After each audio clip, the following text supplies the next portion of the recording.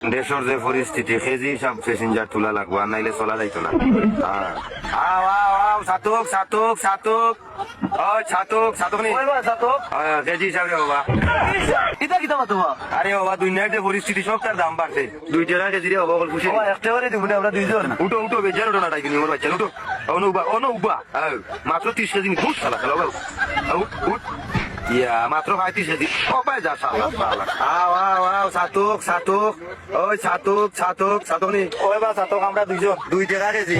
ইতা পাগল হইছো দেশের তো পরিস্থিতি মানুষ সব কিছুর দাম বাড়ছে ফুসে না নিতে হবো না ফুসলে বিদায় হোক সমস্যা নাই আমার যাও বিদায় হর হবা যাও মাতিস না মাইতে হবা যাও কেজি সব মনি যাবো ভাই আমার বাবু